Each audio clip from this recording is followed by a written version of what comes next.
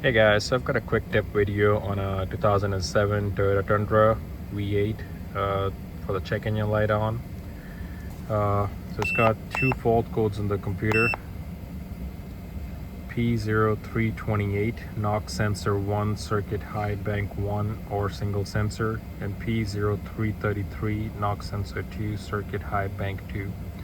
So it's got codes for both the knock sensors, bank 1 and bank 2.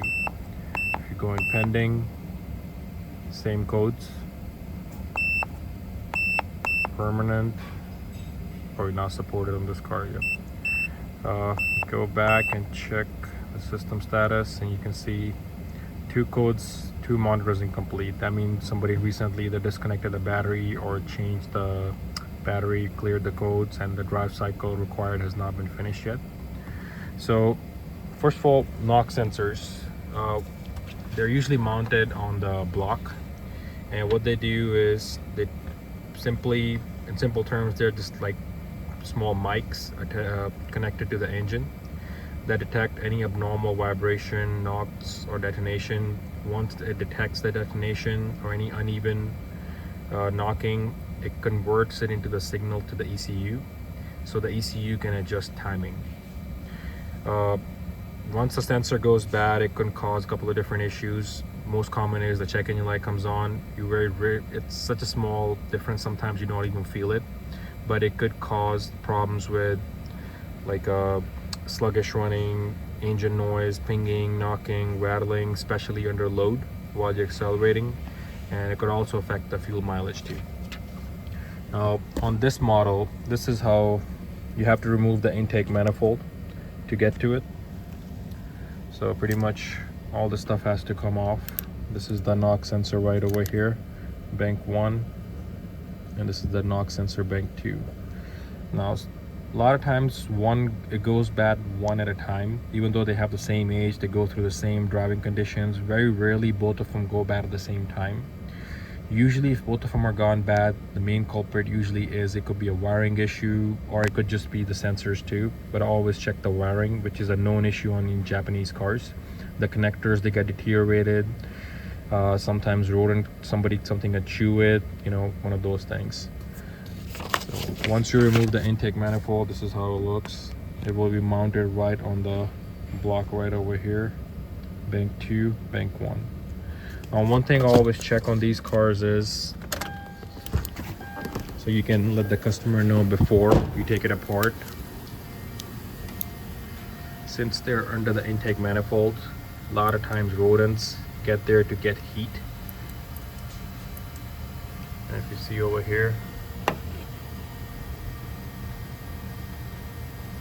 that's evidence of rodents.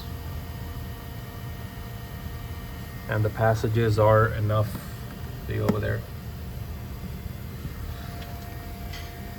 you can see there's like passages, holes and stuff enough so rodents can get in, especially when the car is parked. They can get into these places just to get some heat and end up chewing these cables. So next step will be removing the intake manifold and check for wiring damage.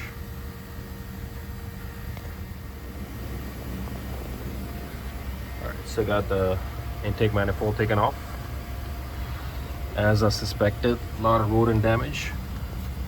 You can see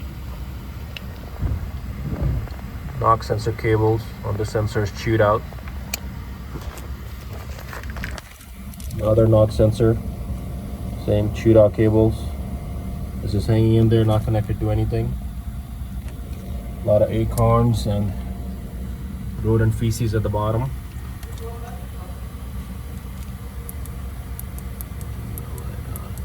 There we go.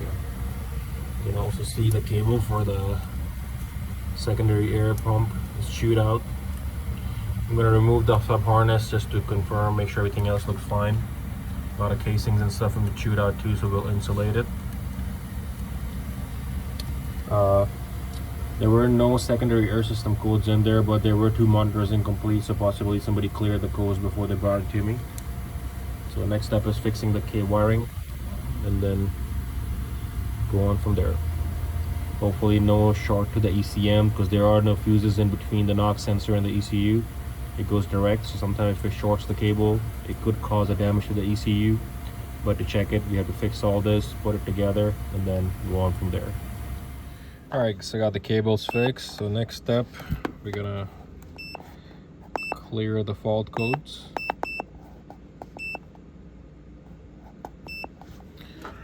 Turn the ignition off, turn it back on.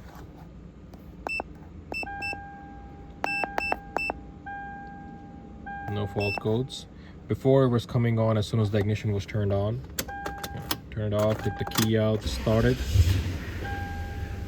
Let it run for a little bit. Yeah, nothing so far. I mean, obviously we have to do a drive cycle outside, do a road test just to make sure it's working fine, but it's already doing better than before. The main culprit was the wiring that was damaged, but always replace the knock sensor. It's not worth taking it off, putting it together, and then finding out the knock sensors are bad. So since labor is the most expensive part. So I'm gonna road test it. If it's good, call the customer, tell them it's good to go. So hopefully this video helps somebody who's been trying to figure this out. Thank you for watching this video. Please support, like, and subscribe.